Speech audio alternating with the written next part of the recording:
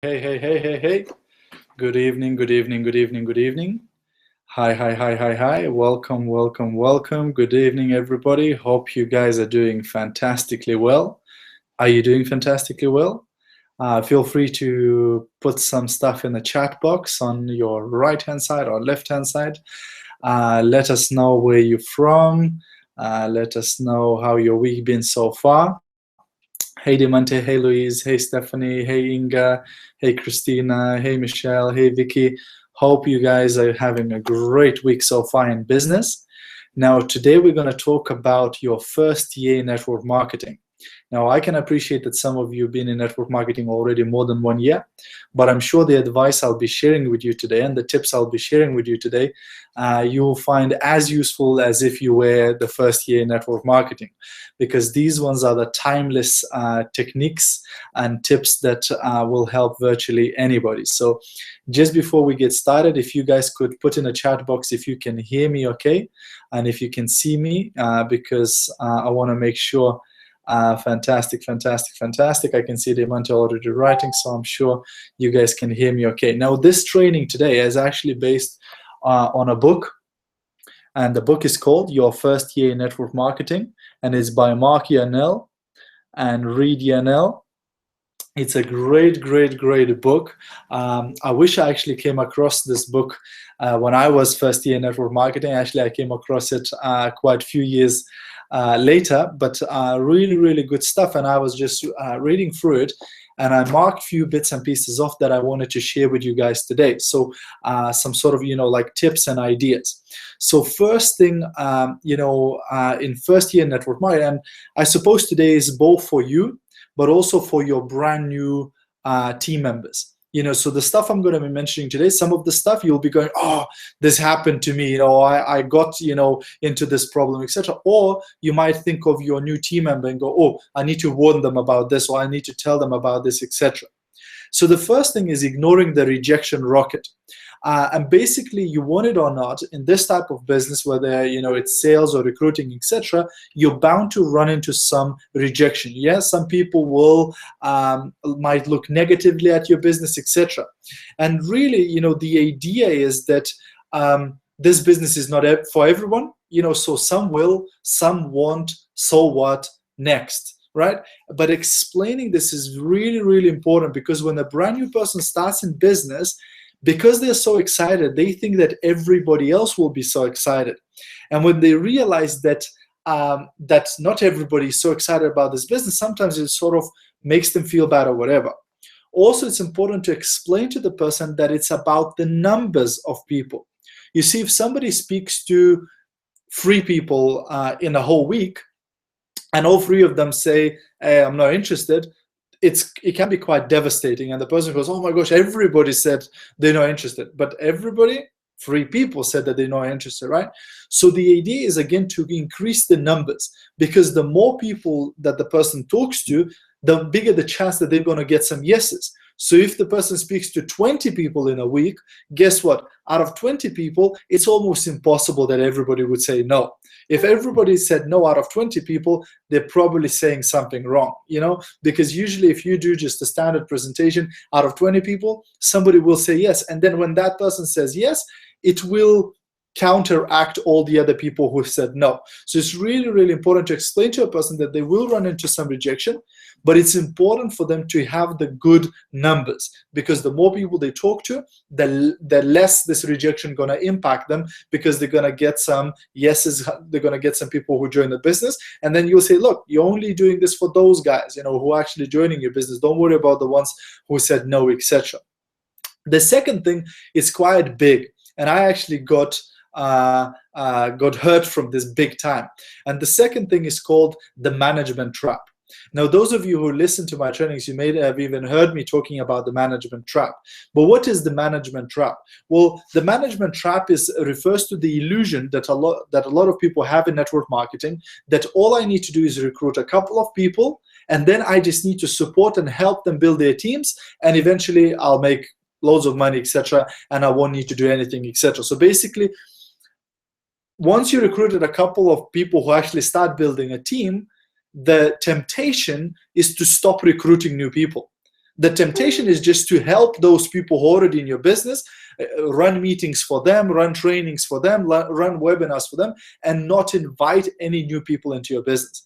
And this is probably the worst mistake that somebody can do. You know, I've heard another trainer call it the kiss of death in network marketing. As soon as you stop recruiting personally and you stop looking for brand new customers personally, you stop the growth of your business.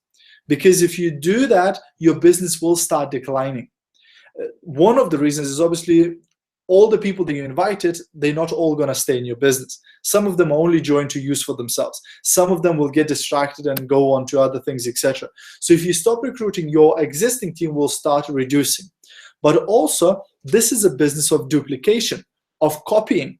So if your team members start seeing that, hey, my sponsor is now administrator, they're no longer in the field, they're no longer recruiting new people, all they're doing is just organizing presentations, helping other distributors to run parties, etc. So I don't need to recruit personal people either.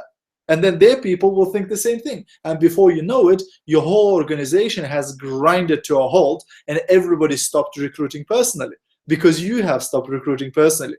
So one of the worst things is to get into this management trap. And I got into this about a year into our business. We got into a management trap where I used to, now I call myself, in those days, I became an event organizer instead of a business owner or business builder, right? So I started organizing presentations there and presentations there and presentations there and training meetings there and webinars and this and that. And I was busy, right? I was busy. My schedule was full of events. But what I didn't realize that my business started going down because I wasn't bringing people in the business personally anymore. And I was just training people, same people every single week who already been through the training. All they needed to do is go and do the business, right? So then after some time, and unfortunately it took me a while to realize this, that I was wasting my time. I was wasting my energy. Instead of bringing new people into the business and expanding my business, I was just spinning the wheels. I was just an event organizer, right? And the presentations I was running, people saw that I'm not bringing new people. So guess what? The people stopped bringing new people. So we ended up, running the presentation, and it's the same people every week. It's the same people coming and going, we've heard this 1,000,000 times, we're sick of this presentation. And, I don't bring new people. They don't bring new people. So it's actually the whole exercise is pointless, right? But many people fall into this trap. So make sure that you don't fall into this trap. Even when you start having leaders who start building the business independently, you don't stop and relax. You keep bringing new people into the business. And bringing new people also, what it does, because brand new people are excited, they're passionate, they're brand new, what it does, the number one, it inspires you. When you get a brand new person in the business, it excites you again. Two, it excites your existing team members, right? Because they go, oh my gosh, this guy is on fire. I need to, get on fire too.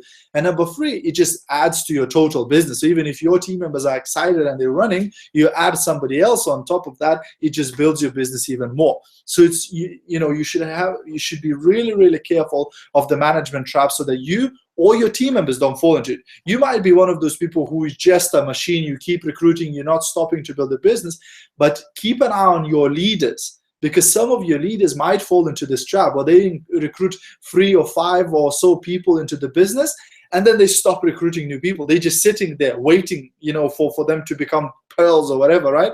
So you have to, make sure you keep an eye on your leaders and go, hey, what is happening?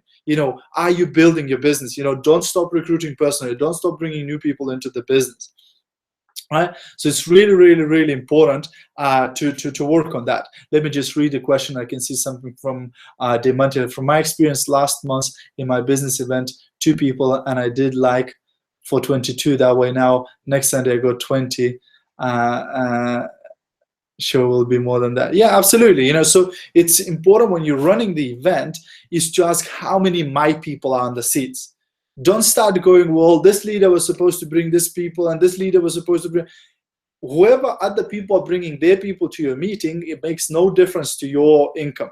You need to be thinking how many my people are on the seats in this room, right? Because when I'm running an event, I want as many of my people to be at that event. If I'm at the conference, I want as many of my people at that conference.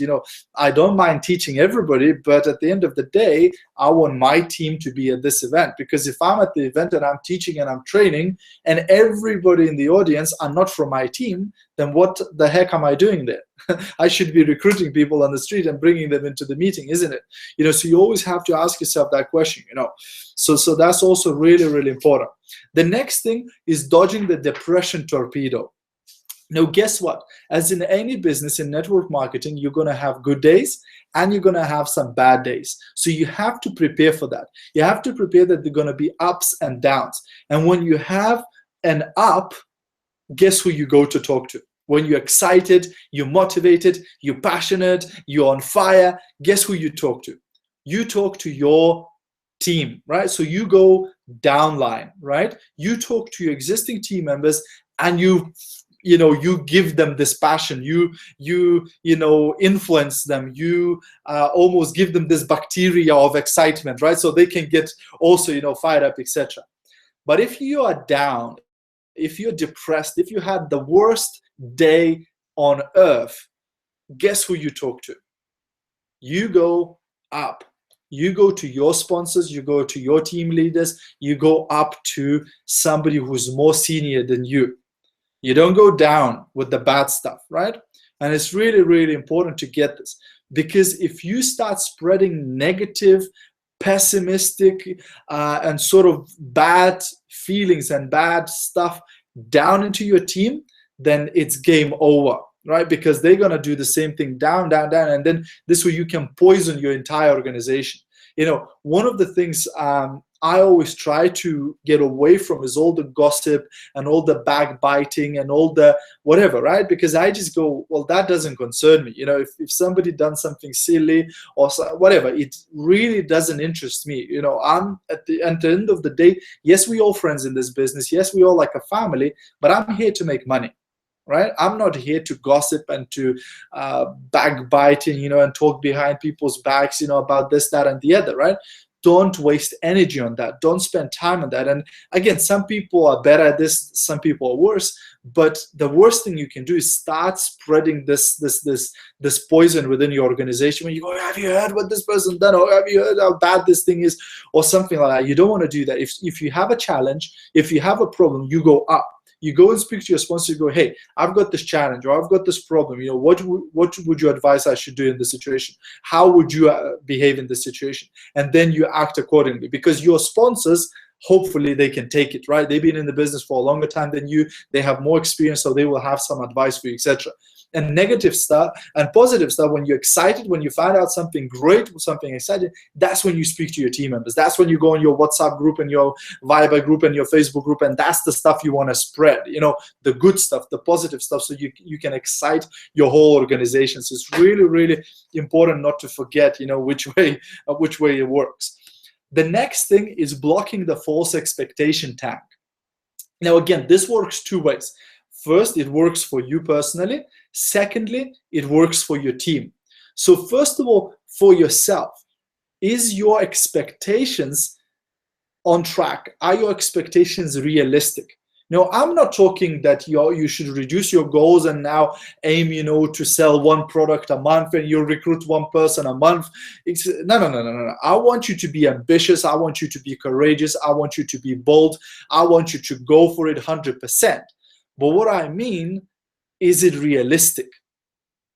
Because some people, they have unrealistic expectations. They go, I'm going to make £50,000 a month in the next 3 months. And I'll start it today.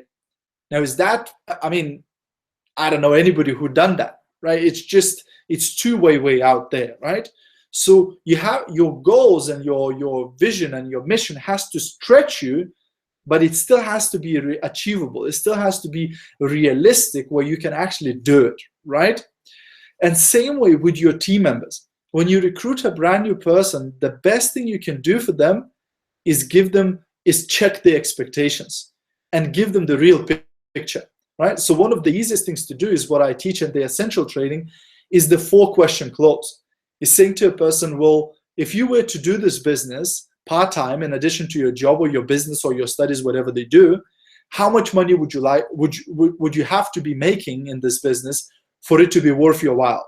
And the person will tell you, well, 500 or 1,000 or whatever, right? So what's the amount of money they have to be making?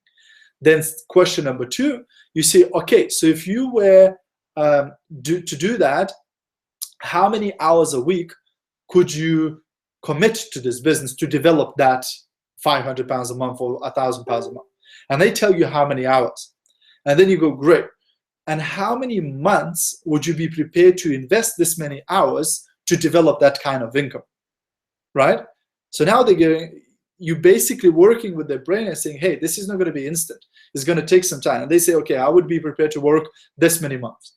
And then the 4th question, you go, okay, so if I could show you how to make an extra 1,000 pounds a month, investing 15 hours a week over the next 6 months, would you be ready to get started?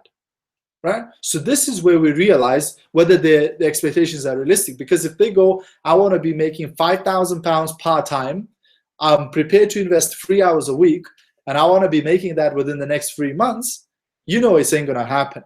So you have to be honest with them and go, hey, unfortunately, your expectations are just unrealistic. It's not going to happen. I would be, lying to you if I said that this is going to work out.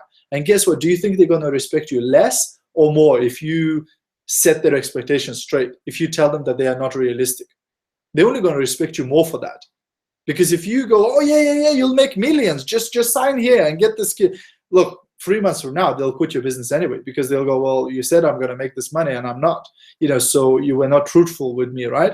So this way it allows you to really, really, really help your person to make sure that their expectations are realistic and they're working on the right path.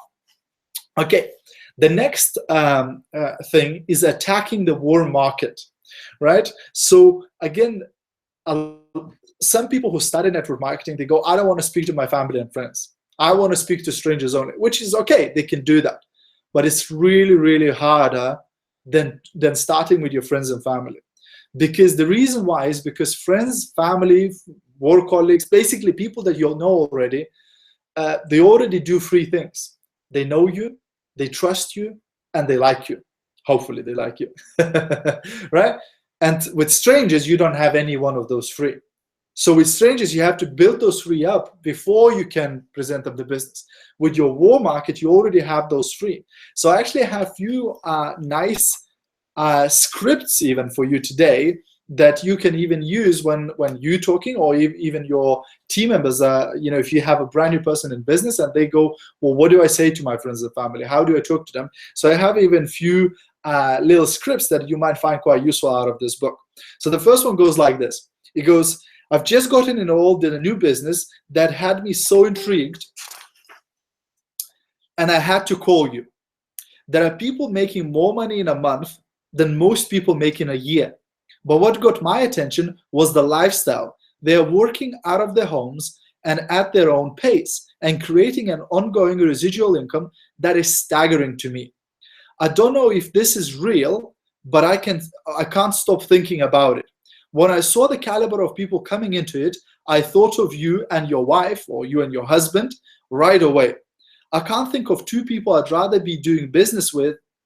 Besides, you 2 know everyone in this community, and they all respect you so much. I really think I'm onto something here, but I'd like you both to have a look at it and tell me if I'm crazy. A few of my close friends are coming over on Wednesday night to my home, and I would love to have you both join me as well, so I can show you exactly how this works. Or would Thursday during the day be better for you? I really value your opinion. Now, in this little script, there's quite a few things that are actually genius, right? There's already compliment built in there, where the person compliments them and tells them, about, how they know everybody in the community and how everybody respects them. And they take this indirect approach where they're basically saying, hey, I'm not sure if I'm crazy. This sounds so good. I want you to have a look at it and tell me if I'm crazy, right? But guess what? In order for them to tell you if you're crazy, they have to look at it and understand it, right? So it's really, really cool way of talking to people. Or something like this. Folks, the biggest challenge you're going to face just as soon as you succeed in this business will be the anger of people to whom you never showed this opportunity. You may have a group of friends, even physicians or attorneys, whom you're afraid to approach. But they won't be your friends anymore when they found out that you got involved with the business and now you're earning £30,000 a month, while they're still going into their office 60 hours a week. Why would they be upset with you? Because you didn't think enough of them to show them this business. If they do resist even attending your presentation, tell them right up front that it's their choice whether they get involved or not. But you wanted to make absolutely sure that they won't turn on you in a year because you didn't give them a chance to see this opportunity as soon as you knew about it, right? So it's almost a way of using this reverse psychology, of calling somebody and go, hey, John, I mean, you already have a great job, you're already making good money, but I just come across this opportunity that potentially within a year from now, I could be making, £10,000 a month. Now, I wanted to make sure that I call all my family and friends because I don't want you to come a year from now and kill me saying that, hey, why didn't you tell me about this opportunity? So I'm showing everybody this opportunity. Whether you join or not is completely up to you, but I want you to see it so that you don't come, chasing me a year from now, when I'm making all of this money. Now, this way, you basically preempt it straight away, and they go, well, if they go, still, now I'm not interested, no problem, I gave you a chance, I warned you, we'll speak in a year's time or whatever, right? But this way, you really, again, it's a nice way of sort of planting a seed in a person's brain, and they go, maybe I should have a look into it, right? Okay, another one. You and your wife know I've been researching the field of MLM quite carefully. In fact, in an effort to become extremely knowledgeable, over the last few years, I have enrolled in several different companies in order to learn from the different experts. Well, I'm happy to tell you that all the analysis finally paid off. I've been able to master enough about the industry to pick up the global organization that allows people to earn $30,000 to $50,000 a month in the shortest amount of time. I spent a lot of time, money, and energy doing my homework, and now I'm so excited I seem to be losing sleep every night. I need to see you as soon as possible to find out if you would be interested in earning this kind of money. Right? Again, it's a great little script, and this could be used as a text message, as a WhatsApp message, or you could literally say it over the telephone or send a Facebook. I mean, it's just virtually, you can use it in so many different ways, right? But again, let's say, for me personally, my company was the first company I joined, so I never tried another business. So I would have to tweak this a little bit and change it. But for somebody who've been in one company, second company, third company, sometimes these people feel that, oh, my warm market, my friends and family, they no longer trust me because I've been in so many different companies. Well, there you go. Use the script. Say, hey, I've been doing my research and joining different companies to find the best one. And I think I finally found the best one, right? And I need to speak to you now, show you this one. I mean, it's gonna blow your mind, right? I think this one is gonna be it, right? And this way you just basically justify the fact that you've been in few companies before, right? Okay, another one. I've got to tell you the real motive for my call. In fact, I can't hold it back any longer.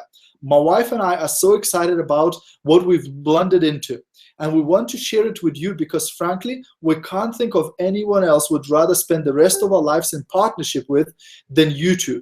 Listen, I'm going to ask you the same question that was asked of me a couple of weeks ago. If you are absolutely convinced, after full due diligence, that it was possible for you to earn legally and ethically up to 20, 30, or even £50,000 a month, and kick back and relax in a few years, still earning that much without a major investment, would that be a business that would interest you?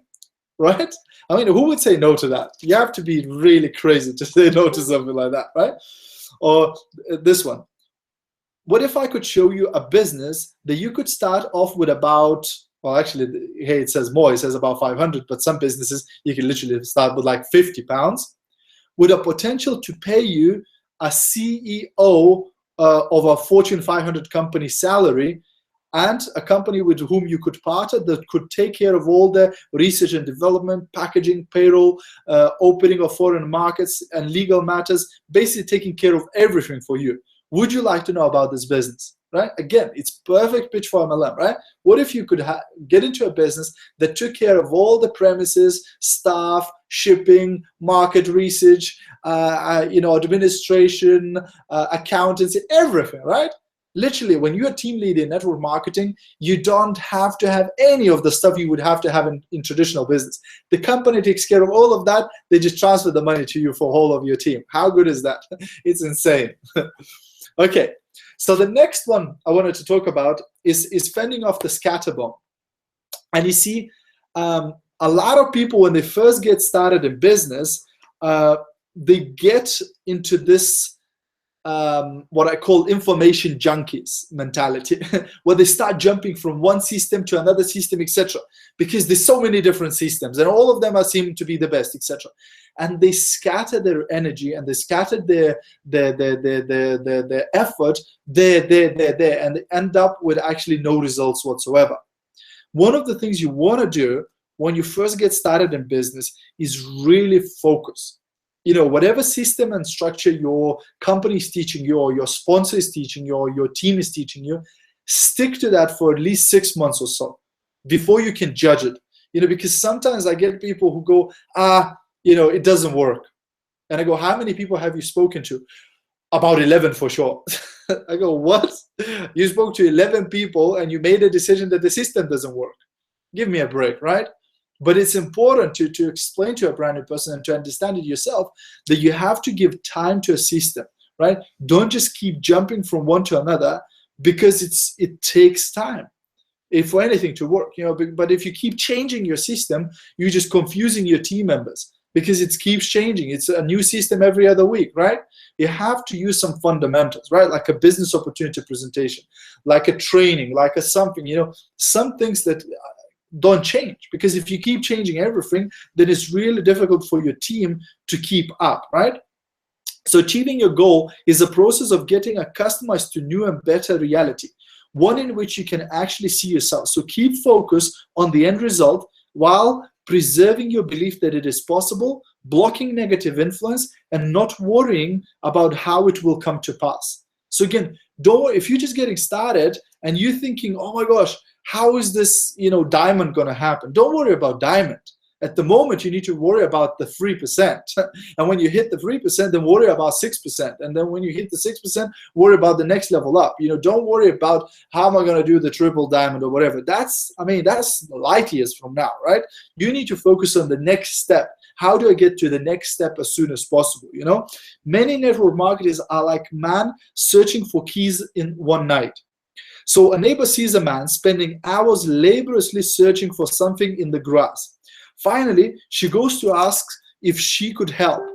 What are you looking for? She asks. He says, I lost my keys, he replies. As she begins to crawl on the ground with him, she inquires, you lost them in this yard? No, he replies, but the light is better here. Right? You get this? She goes, have you lost your keys here? He goes, no, but the light is better here. There are countless distributors who want to work the business in ways that are more comfortable to them, more fitting to their self-image, more in keeping with their old work habits. The light may be better there, but if your goal is to achieve financial security and personal freedom, you may have to get out of your comfort zone and work where the light is not so good or the ambience is not so elegant, right? So sometimes you're going to have to do stuff that is uncomfortable. Sometimes you're going to have to do things that your sponsor tells you and you think, oh my gosh, do I have to do that? Why is she making me do that? Or why is he making me do that? But guess what?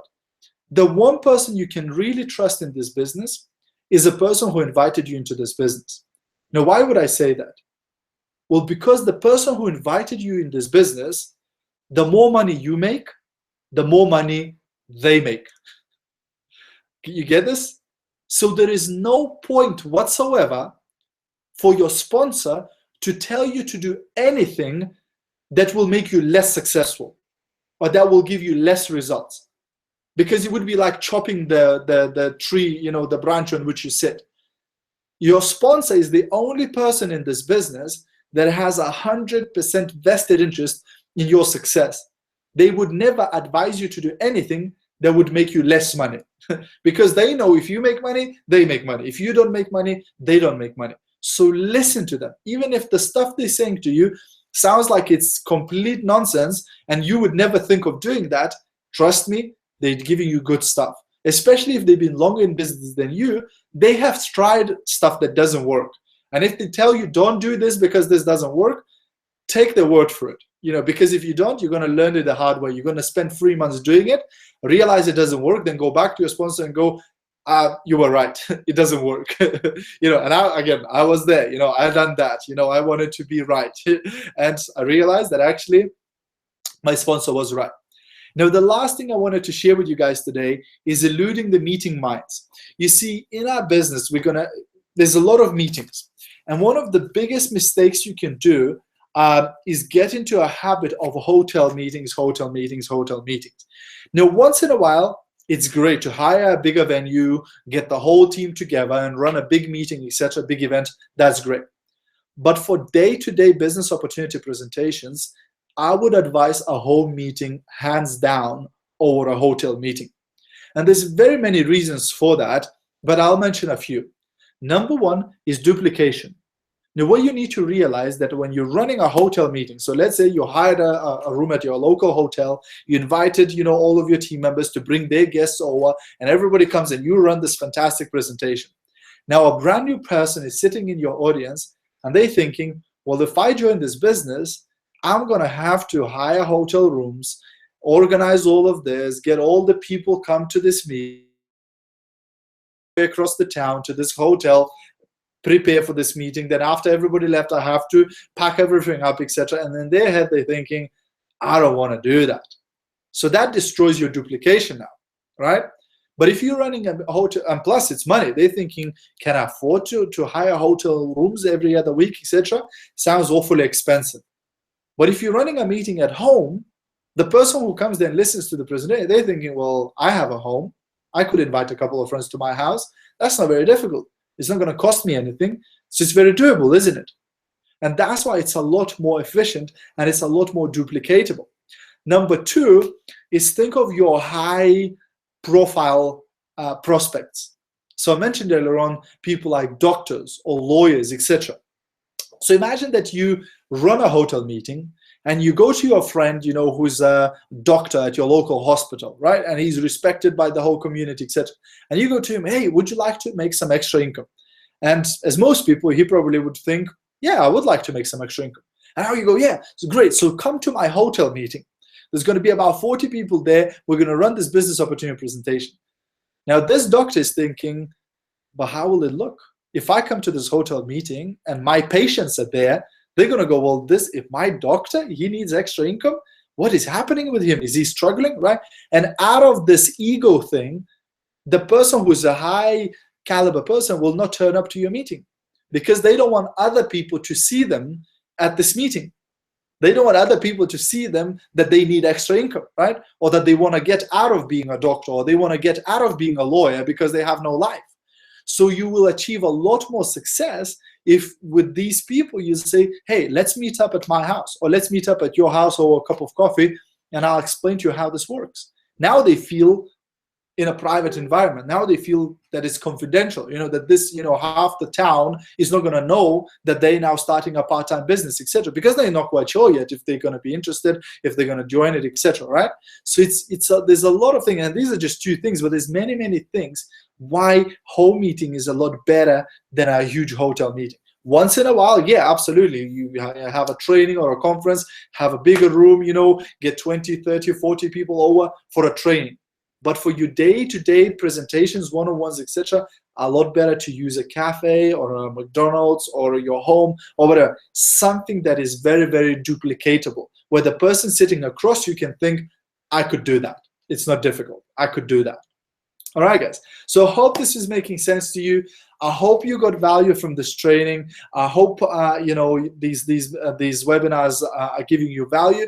If they do, feel free to share them with your team members. Invite your team members to come along so they can get some value from these trainings too, and they can participate in them, ask questions, etc. At the end of every one of these webinars, if there's any questions, I always answer them, etc. So it's just a way of building again your knowledge, building yourself up, getting more value from the business and really succeeding at it. Because sometimes this business can be a bit of a lonely place, where you out there in the field, you're recruiting, you're selling products, you're recruiting, you're selling products, and you're on your own most of the time. So you need some sort of a way to get in touch with other people from the business, with other leaders, etc., share ideas, and just to recharge your own batteries as well once in a while. So I hope you're finding these webinars useful. Have a great day, have a great evening, have a great rest of your week, and I'll see you next week. And as always, I'll see you at the top.